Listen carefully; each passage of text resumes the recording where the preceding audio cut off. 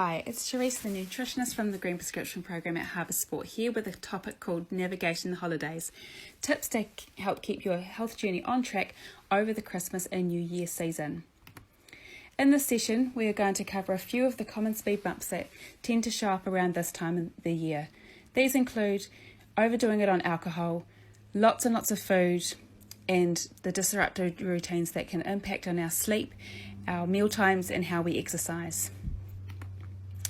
First, let's cover alcohol. Sure, it's great to celebrate and have fun, but alcohol does have an impact on our health, both in the short term in increasing a risk of accidents and injuries, but also in the long term with increased risk of developing conditions that affect our brain, pancreas, liver, and not to mention premature aging. Pay attention to how much is being poured. It can be easy to pour and drink more than you intended, especially with different size glasses available.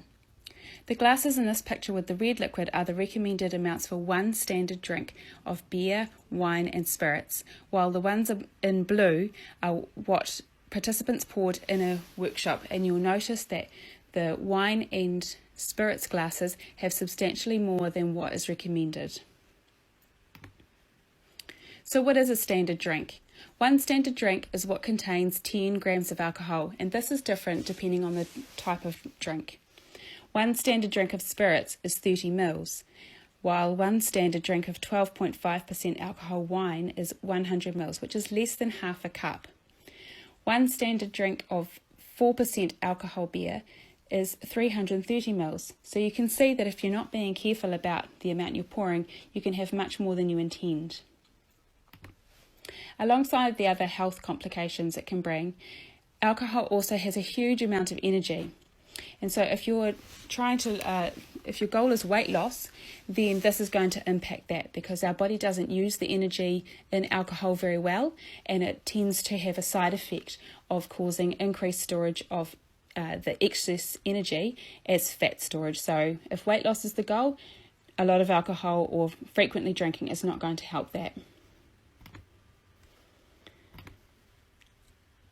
So one way to combat this is to follow the 1-2-3 guide. This is around having one standard drink a day, no more than 2 standard drinks in one session, and no more than 3 times in a week, giving a few days of the week that you are having no alcohol at all to help your body to process what you're drinking really well and to have your body in the most optimal health that you can have.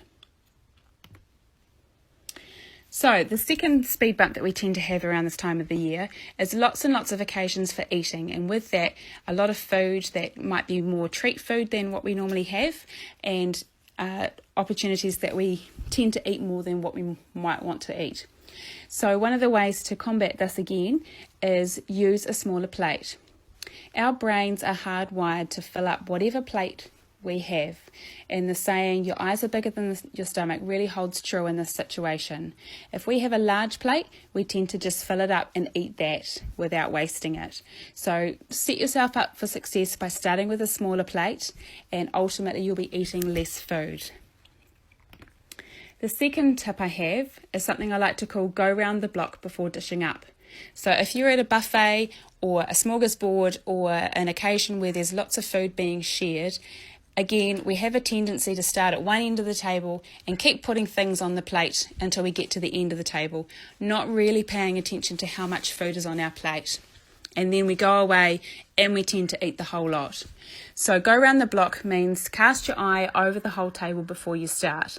Choose a few things that you would really, really enjoy eating, because all of it looks delicious, but there's probably some things that you want to eat more than others, and just go for those, paying attention to portion sizes as well.